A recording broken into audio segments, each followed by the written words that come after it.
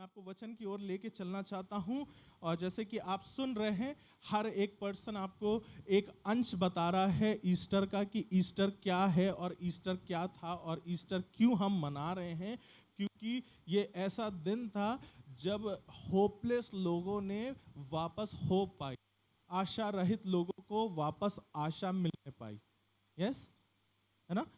जो लोग क्या कहते हैं, आए थे मरहम पट्टी करने के लिए कि भाई अब तो एंड ऑफ स्टोरी है, बस अपने ट्रेडिशन को फॉलो कर लो और चीज़ों को वैसे ही जैसा होता है वैसे कर लेते हैं और फिर उसके बाद चलेंगे।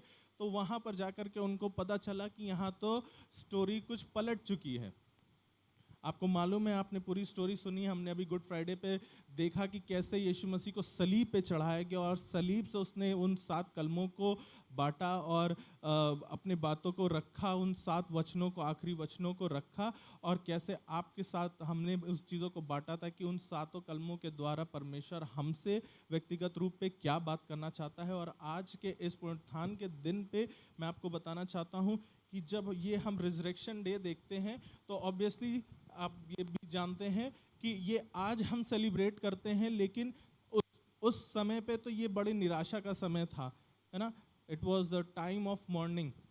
वो एक निराशा का समय था, वो एक दुख का समय था। उसके चेले, उसके जितने फॉलोअर्स थे, उसके जितने प्रिय लोग थे, जितने लोग उसको जानते थे, सब उसके लिए बड़ा दुख मना रहे थे। लेकिन हमारे परमेश्वर की करनी ही कुछ ऐसी है कि वो हमारे दुख को जय में बदल देता है। हालेलुया। हमारी परिस्थितियों को वो पलट देता है। जब हम सोचते हैं कि अब ये चीज़ हमसे पड़ेगी, या कह लीजिए कि ये चीज़ हमारे लायक नहीं है, या जब हम सोचते हैं कि but now this is our limit, this is our limit, तब यीशु मसीह कहता है कि अभी पिक्चर बाकी है ना। पिक्चर अभी बाकी है मेरे दोस्त। और जब हम क्रूज की तरफ देखते हैं, क्रूज हमें दर्शाती है, क्रूज आपको मालूम है कोई आने वाले समय के रिजरेक्शन, जो आज रिजरेक्शन डे जो बोला जाता है, ये रिजरेक्शन कोई सिर्फ आने वाले दिन की बात नहीं होती है कि अंत के समय में सारी कब्रें खुल जाएंगी और रिजरेक्शन डे आ जाएगा। सिर्फ ये बात नहीं है। Resurrection day it now and today. और आपको मालूम है, जब मैं वचन से आपसे बात करूंगा तो मैं आपको बताऊंगा और आप इस बात को ग्रहण करेंगे। मुझे लगता है कि रिजरेक्शन डे या पुनरुत्थान हम सब के लिए हर दिन हो सकता है। मालूम कैसे? जब आप अपनी निराशा में गिरे होते हैं तब वो आपको जय दिला सकता है। जब आप अपनी बीमारी के दर्द में होते हैं तब वो आपको छुटकारा दिला सकता है। वो पुनरुत्थान आपके बिस्तर में भी आ सकता है जब आप हिल भी नहीं पा रहे हैं। वो आपके घर में भी आ सकता है जब आपका मन इतना कड़वा हो रखा है कि आप निकलना नहीं चाह रहे हैं। मैं आपको ये बताना चाह रहा हूँ कि रिजरेक्शन डे सिर्फ एक महज फेस्टिवल नहीं है, but it is a time of change. चीजों को बदलने का समय है जो यीशु करता है। उसने हजारों साल पहले कब्र की मौत को हराया। ए मौत तेरा डंक कहाँ रहा? ए कब्र तेरी जीत कहाँ रही? उसने चीजों को, हालातों को बदल दिया। जब हम डेथ की बात करते हैं तो आपको भी मालूम है, किसी को भी डेथ या डेथ के बारे में सुनना भी अच्छा नहीं लगता है ना। किसी को भी किसी की मृत्यु के बारे में या मृत्यु के समय या मृत्यु की बात या मृत्यु किसी के बारे में पता चले तो वो किसी को भी पसंद नहीं आता है। ये कोई बहुत ही फेस्टिव चीज़ नहीं है या ऐसी चीज़ नहीं है कि आप कहो कि यार हमने कभी नहीं देखी या हमको नहीं लेके गए किसी के फ्यूनरल में। कोई भी जाकर के बड़ा खुश नहीं होता है। ये मृत्यु चीज ही ऐसी है कि सिर्फ उस पर्सन के लिए ही नहीं, उस पर्सन के परिवार वालों के लिए और उसके आसपास जानने वाले सब लोगों के लिए उस समय वो मृत्यु सबकी जॉय को ऐसे सक कर लेती है, ऐसे खींच लेती है कि पता नहीं क्या हो गया, इसके बाद तो कुछ है ही नहीं। लेकिन यही हमारा यीशु मसीह बताना चाहता है कि जब मृत्यु हमारे जीवनों में प्रबल होती है तब उसकी सामर्थ्य सिद्ध होती है। हालेलुया। तब हमारे यीशु मसीह का पुनरुत्थान हमारे लिए सिद्ध होता है। जब ये लोग आ रहे थे, मरियम मगदलीनी आए थे और लोग इसके चेले जब बैठे हुए थे वहां पर अपनी कोठरी में, तो उन लोग के लिए एक टाइम ऑफ मॉर्निंग था। लेकिन ये टाइम ऑफ मॉर्निंग एक टाइम ऑफ अमेजमेंट में बदल गया। एक्साइटमेंट में नहीं, अमेज करते कि अरे ऐसा हो सकता है। हमें तो लगता था कि वो सिर्फ प्रवचन देता है और वो उसका एक प्रवचन था कि पुनरुत्थान और जीवन में ही हूँ और वो भी जी हो सकता है। वो भी चौंक गए थे, वो भी भौचक्के रह गए थे जब उन्हें पता चला कि हाँ यीशु मसीह नहीं है, यीशु मसीह है, यीशु मसीह जी उठा है। ये हमारे यीशु की खूबी ऐसी है कि जब आप अपने जॉब पे सोच रहे हो कि आज का दिन बड़ा कठिन होने वाला है, उसी दिन आपके लिए इतना अच्छा दिन हो जाता है और आप खुद रियलाइज करते हैं कि ये हुआ कैसे, है ना। आप जब अपने रोजमर्रा के जीवन को जी रहे होते हैं और आप बोझों से दबे होते हैं और आप खुद में अपने आप में आप शेयर नहीं कर रहे, आप कुछ नहीं कर पा रहे, उस चीज के लिए बर्डनसम फील कर रहे हैं, लेकिन एक एक करके आप यीशु मसीह से प्रार्थना करते चल रहे हैं और एक एक करके चीजें वो हल्की करता जा रहा है। यही हमारे यीशु मसीह की खूबी है, यही उसका पुनरुत्थान है, यही उसका जीवन है कि वो चीजों को बदल देने वाला परमेश्वर है। Hallelujah, hallelujah. वो चीजों को बदल देने वाला परमेश्वर है। मैं आज आपके साथ बांटना चाहता हूं। मैंने आज इस सरमन का टाइटल रखा है और कोशिश करी कि इजी रखा जाए कि ताकि आपको याद रहे, रिजरेक्शन पीएसपी। पीएसपी आप सोच रहे होंगे पीएसपी क्या है। इससे पहले आप सोचे, मैं आप चाहता हूं कि आप मेरे साथ बोले पीएसपी। पीएसपी मैं आपको बताऊंगा, ये कोई सीमेंट सरिया की कंपनी का नाम नहीं है, लेकिन इस पीएसपी में परमेश्वर की सामर्थ आपको आज दिखेगी। अब जब हम परमेश्वर की मृत्यु को एनालाइज करते हैं, चीज़ों को एनालाइज करते हैं, तो आप देखते हैं कि पूरा सिनेरियो कैसे बनाया गया, पॉलिटिकली कैसे चीज़ों को खराब किया गया, कैसे झूठ को लाया गया, सब चीज़ों को करा गया। ऐसे ही कुछ मतलब ऐसी ही बिल्कुल खराब सिचुएशन पुराने नियम में एक मेजर प्रॉफिट के साथ भी हो रही थी, उन लोगों के, ये परमेश्वर के लोगों के साथ भी हो रही थी। और ये प्रॉफिट का नाम है इज़ीकिएल। और मुझे लगता है इज़ीकिएल ने सबसे ज्यादा क्लोजली पुनरुत्थान को देखा है, रिजरेक्शन को देखा है। मुझे लगता है शायद आप में से बहुत से लोगों को ये इज़ीकिएल की स्टोरी पता भी होगी, और जो खुदा ने मुझे बताया है वो मैं आपके साथ बताना चाहता हूँ और वो बांटना चाहता हूँ। हम लोग एनालाइज कर रहे हैं कि ये पुनरुत्थान हमारे लिए क्या क्या ला सकता है। जैसे कि मैंने आपको बताया पीएसपी, पी मेरा जो पहला पी है, ये एब्रीवेशन है, इसका पहला पी है द प्रॉब्लम। द प्रॉब्लम, हमारे जीवन में क्या कठिनाई या क्या परेशानी या क्या दिक्कत हमारे जीवन में आती है। इज़ीकिएल 37 और उसकी 11वीं आयत अगर आप निकालना चाहें तो निकाल सकते हैं, स्क्रीन पे भी आपके लिए आएगा और कोई माइक पे पढ़ देगा तो और भी अच्छा लगेगा। इज़ीकिएल 37 और 11। फिर उसने मुझसे कहा, हे मनुष्य के संतान, ये हड्डियां इज़राइल के सारे घराने की उपमा हैं। वे कहते हैं, हमारी हड्डियां सूख गईं और हमारी आशा जाती रही। जी हाँ, यहाँ पर इजरायली लोगों के साथ भी कुछ ऐसे ही हो रहा था जैसे यीशु मसीह और यीशु मसीह के साथ के लोगों के पास।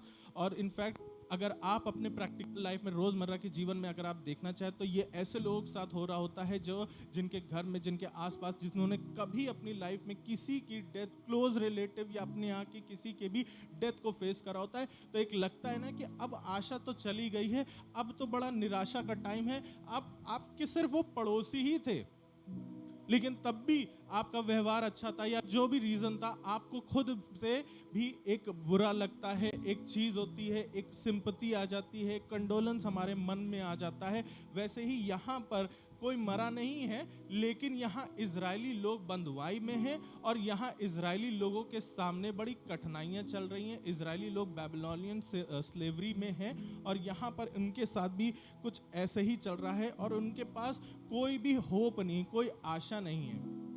खुदा भी जानता है और उसने इज़ीकिएल को बताया, तब इज़ीकिएल ने इस बात को लिखा है कि इनके पास कोई आशा नहीं, क्योंकि खुदा तो हमारे मनों को जांचने वाला परमेश्वर है, कि इन लोगों के पास भी कोई आशा नहीं बची थी, क्योंकि ये इतना ज़्यादा पीछे हो चुके थे, ये इतना ज़्यादा कठिनाइयों में बर्डन हो चुके थे, इतना ज़्यादा वो दुख में पड़ चुके थे और इतना तक हो गया था कि इनके पास कोई खुदा का वर्ड भी नहीं आ रहा था।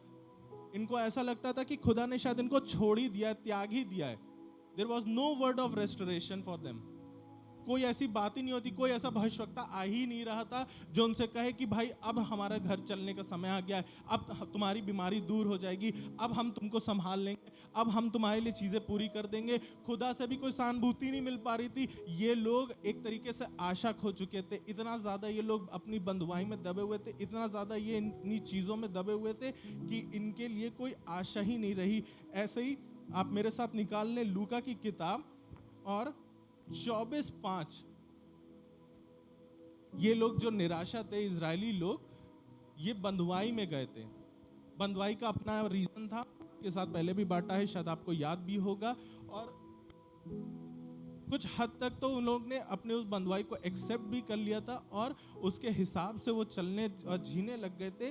लेकिन यहाँ पर यीशु मसीह के पुनरुत्थान के समय में एक बात मुझे बड़ी अच्छी मिली और जो मैं आपके साथ बांटना चाहता हूँ। लूका 24 जी और उसकी 5वीं आयत। जब वे डर गईं और धरती की ओर मुंह झुकाए रहीं, तो उन्होंने उनसे कहा, तुम जीवते को मरे हुओं में क्यों ढूंढती हो? हालेलुया। ये वर्ड मुझे बहुत अच्छा लगा और इसने मुझे भी बताया और सिखाया कि why do you seek the living among the dead। गलती हमारे साथ यही हो जाती है कि हम ढूंढते गलत जगह पे हैं। ये उसके सगे लोग थे, ये उसके बड़े क्लोज लोग थे और they were not incorrect entirely। वो गलत नहीं थे, वो आए उसी जगह पे थे जहां एक रात पहले उसको छोड़ा गया था। वो आए उसी जगह पे थे, वो एंटायरली गलत नहीं थे।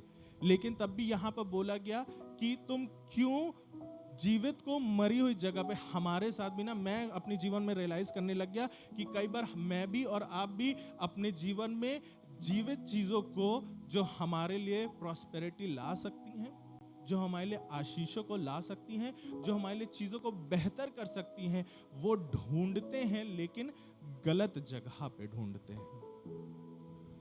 गलत जगह पे ढूंढते हैं। देखिए, बात सिर्फ पैसा, बंगला, गाड़ी की नहीं हो रही है। बताना मैं आपको ये चाह रहा हूं कि ये चीजें आपको चाहिए, it's not a bad thing. आप प्रार्थना कर सकते हैं, चीजों को मांग सकते हैं, लेकिन आपको प्रार्थना करना है। कई बार मालूम होता क्या है कि हमारा प्राइम फोकस वो चीज बन जाती है,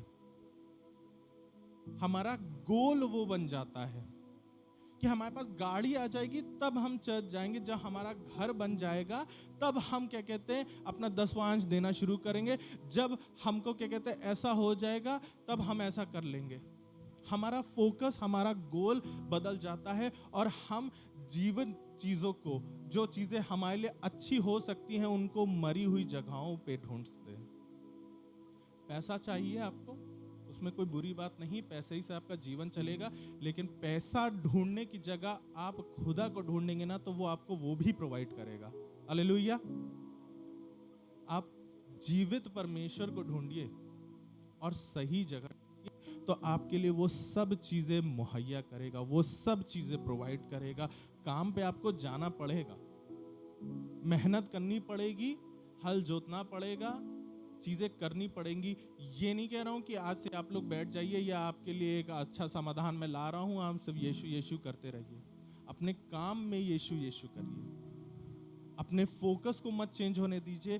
हमारे साथ गलती यही हो जाती है, जो मैंने आपको बताया ना, पीएसपी, हमारी प्रॉब्लम यही आ जाती है, हमारी आशा यही तभी खो जाती है जब हमारा फोकस चेंज हो जाता है।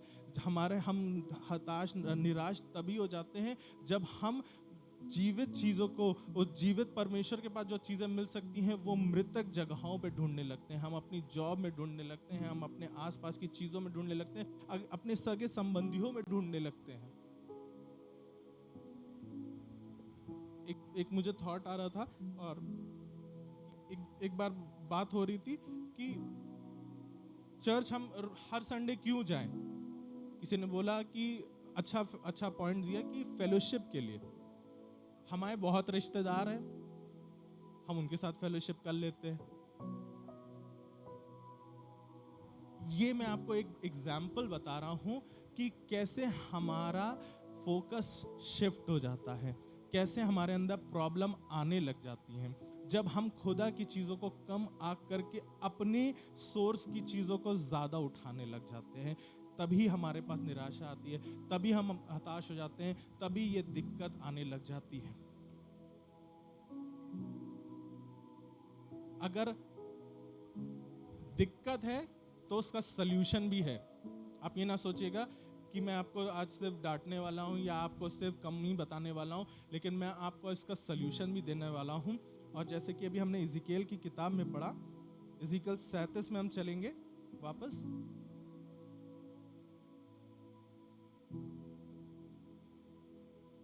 इज़िकियल 37 और उसकी फोर्थ वर्स, चौथी आयत। तब उसने मुझसे कहा, इन हड्डियों से भविष्यवाणी करके कहे, हे सूखी हड्डियों, यहोवा का वचन सुनो। हे सूखी हड्डियों, यहोवा का वचन सुनो। सल्यूशन है आपके और मेरे लिए भी, यही सल्यूशन है। आपकी निराशा में, आपके हताश जीवन में, आपकी परेशानी, आपकी दिक्कत के समय में भी सल्यूशन यही है कि परमेश्वर का वचन सुनो। परमेश्वर का वचन सुनो। इज़िकियल 37:4 में यहाँ पर लिखा हुआ है। मैं इनफैक्ट पढ़ रहा था, एक कोट लिखा मुझे बहुत अच्छा लगा था और मैं आपको बताना चाहता हूँ। What you speak to yourself matters. आप अपने आप से क्या बोलते हैं, क्या बताते हैं अपने आप को, ये मैटर करता है। अगर आप सिर्फ यही बोलते रहेंगे, हमारे पास कोई आशा नहीं है, हमसे नहीं हो पाता है, हमको कुछ नहीं आता है, हमको कोई कुछ समझता नहीं है, हम ऐसे हैं, हम वैसे, तो आपको खुदा बढ़ाना नहीं पाएगा, बहुत दिक्कत हो जाएगी। लेकिन आप मालूम है, ये सूखी हड्डियां इनके लिए स्पेसिफिकली लिखी गई है। ये सूखी हड्डियां थी, सूखी हड्डियां, इनके अंदर भी कुछ नहीं बाकी था, कि थोड़ा सा फ्लैश भी नहीं लगा था। ये बिल्कुल ड्राई बोन्स थी, इनको समय हो चुका था पड़े पड़े। आपके लिए भी सॉल्यूशन यही है कि अगर आपके जीवन में भी आपको लग रहा है कि आपकी चीजें बिगड़ गई हैं, अब इस चीज को वापस लाना तो बहुत मुश्किल है, ये तो नहीं हो सकता, या इस चीज के लिए तो अब हमने प्रार्थना भी छोड़ दी है, क्या आप प्रार्थना करें इसके लिए, क्या कहें खुदा से। मैं आपको बताना चाहता हूं, इफिसियों की किताब में हम चलेंगे। जो परमेश्वर उन सूखी हड्डियों में जान ला सकता है, वापस नसें पैदा कर सकता है, वापस लहू बहा सकता है, वो आपकी परिस्थितियों को भी बदल सकता है।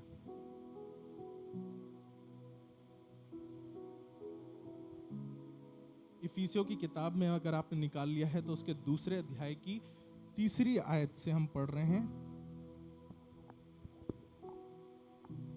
इनमें हम भी सब के सब पहले अपने शरीर की लालसाओं में दिन बिताते थे और शरीर और मन की मनसाएं पूरी करते थे। जो मैंने आपको बताया था कि पीएसपी में हमारे पास प्रॉब्लम यही होती कि हम अपनी लालसाओं में, अपनी चीज़ों में इतना ज़्यादा बन जाते हैं कि हमारा फोकस हम खुदा से हटते चले जाते हैं। जी भैया, इसको प्लीज़ कंटिन्यू करने दें। और मन की मनसाएं पूरी करते हैं और लोगों के समान स्वभाव ही से क्रोध की संतान थे। परंतु परमेश्वर ने, जो दया का धनी है, अपने उस बड़े प्रेम के कारण जिससे उसने हमें प्रेम किया। हालेलुया।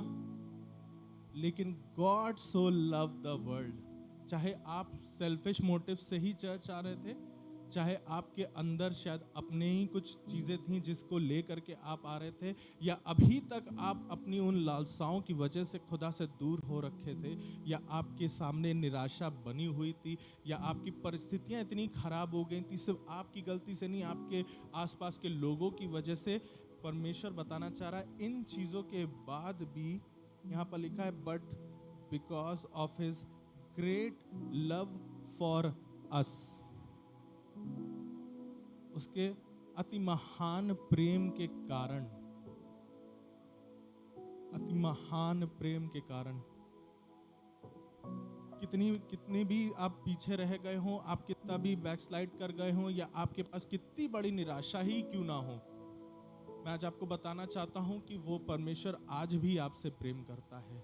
सॉल्यूशन यही है कि जब आपके पास मौका हो, उसके वचन को सुने, उसके वचन को पढ़ें और अपने आप से, खुद से वचन बांटें।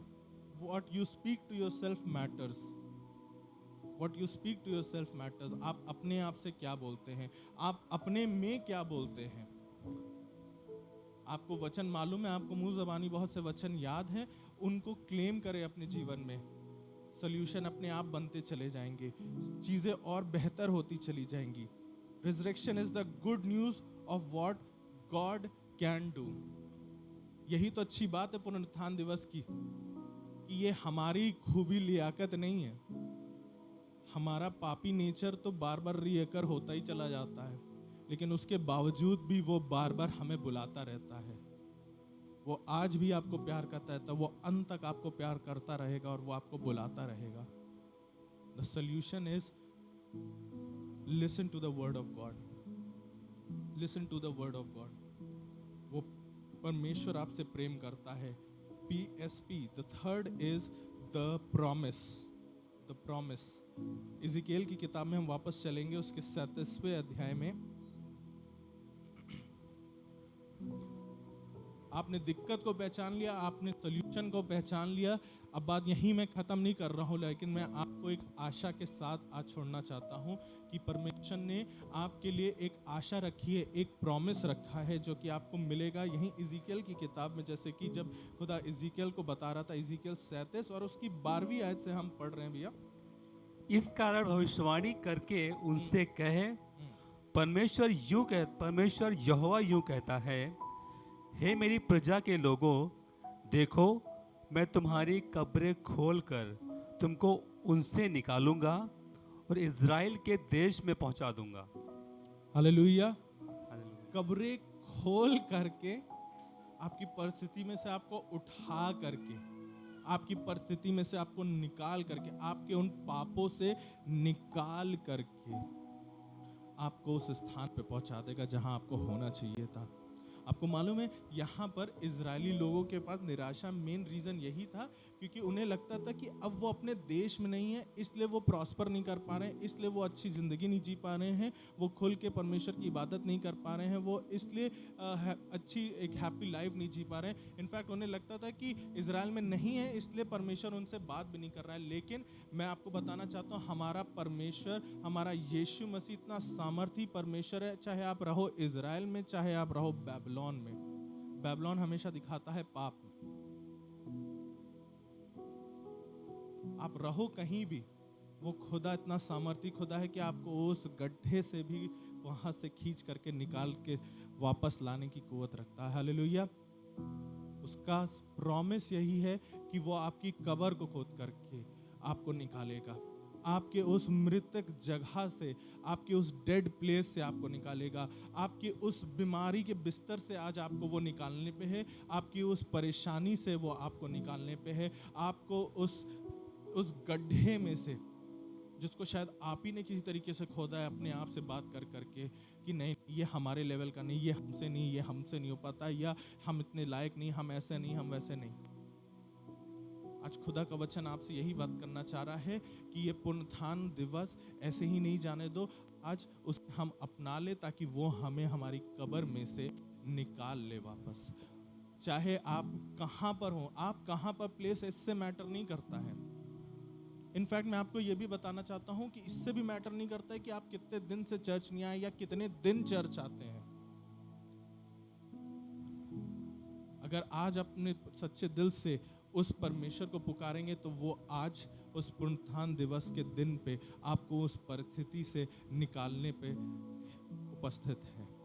वो आज भी आपके लिए यहाँ उपस्थित है कि आज उसको हम ग्रहण कर लें और उससे इस चीज़ की विनती करें कि इस पुनरुत्थान दिवस में परमेश्वर हमें निकाल ले, हमारी चीज़ों को बदल दे। पुनरुत्थान दिवस सिर्फ एक सेलिब्रेशन, एक फेस्टिवल नहीं है कि आपने नए कपड़े ले लिए और उसको मना लिया, सेलिब्रेट कर लिया। लेकिन मैं आपको बताना चाहता हूँ, it's a time of changing things. ये आशा का दिन है, नई आशा का दिन है। रोमियो की किताब में चलेंगे 11वीं अध्याय में, 11th चैप्टर, रोमन्स 11।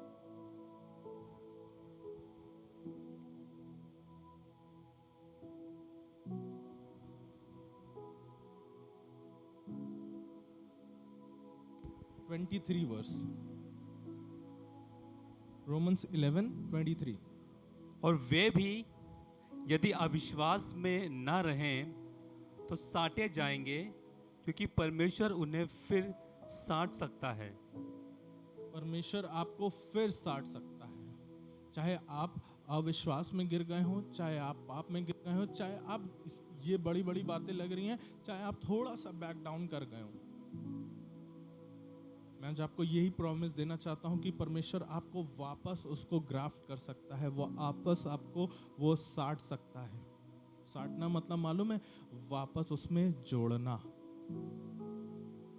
चाहे जितने बदतर हालात आपके हाथ साथ चल रहे हो, चाहे जितने आउट ऑफ हैंड सिचुएशन चल रही हो, चाहे आपके पर्सनल लेवल पे, पर्सनल लाइफ में, आपके पर्सनल जीवन में क्या स्टॉर्म चल रहा है, उसमें से भी परमेश्वर आपको निकालने की कुव्वत रखता है। ये है पुनरुत्थान दिवस, ये है रिजरेक्शन डे, कि वो कब्रें खोल करके निकालने की कुव्वत रखता है।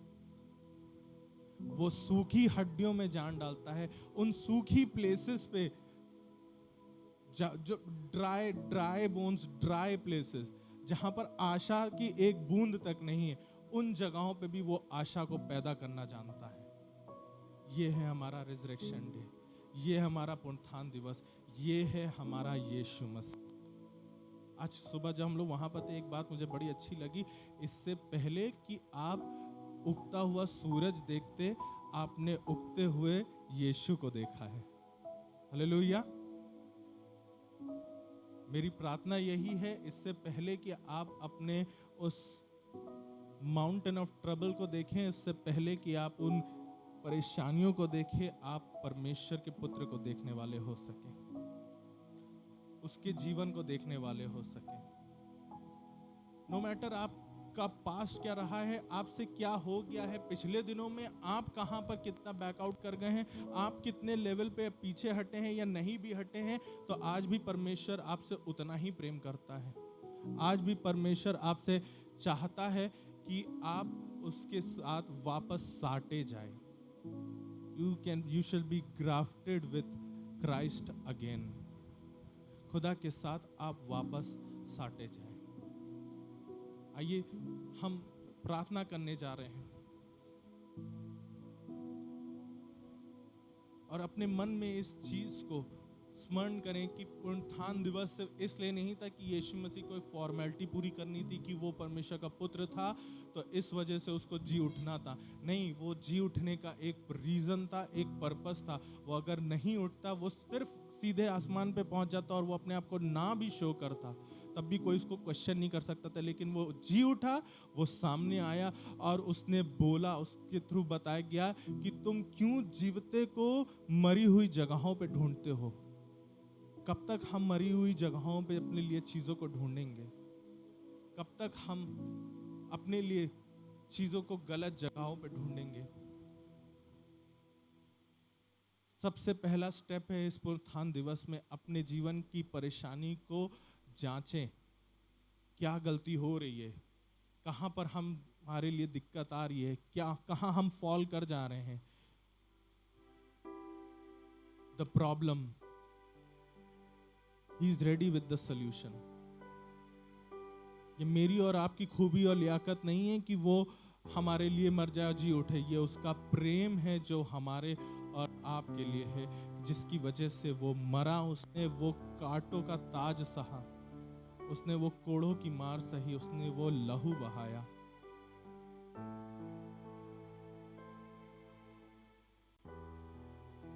और उसका वायदा आपके साथ बना रहेगा कि आप आज भी अगर वापस आना चाहते हैं, आज भी उससे ये वायदा करना चाहते हैं कि खुदा हो गया मुझसे, मैं तुच्छ मनुष्य हूँ, मुझसे गलती हो गई, मैं नहीं कर पाया, मैंने अपने लिए बाकी चीज़ों को सोच रखा है। XYZ आप जो भी अपने माइंड में सोच सकते हैं, आप जो भी सोच रहे हैं, मुझे नहीं पता, लेकिन उसका प्रॉमिस आज आपके लिए यहीं पर है कि वो आज उन चीज़ों के बावजूद भी आपको वापस साटने को तैयार है। वो आपको त्याग देने को नहीं है। आज का पुनरुत्थान दिवस ऐसे ही ना जाने दे, अपने आप को वापस परमेश्वर में साटे, अपने आप को परमेश्वर में वापस लेकर के आए, अपने आप को परमेश्वर से, उसके भवन से, उसके वचन से वापस जोड़े। Remember what you speak to yourself matters. जब उन सूखी हड्डियों को वचन मिला तो वो जी उठी। ये वचन आपके पास है। इस वचन को जब आप पढ़ते हैं, इसको किताब ना समझे, लेकिन ये जीवित परमेश्वर का जीवित वचन है जो आपके लिए सूखी जगहों पे चीजों को बेहतर कर सकता है। Thank you Jesus, thank you Lord.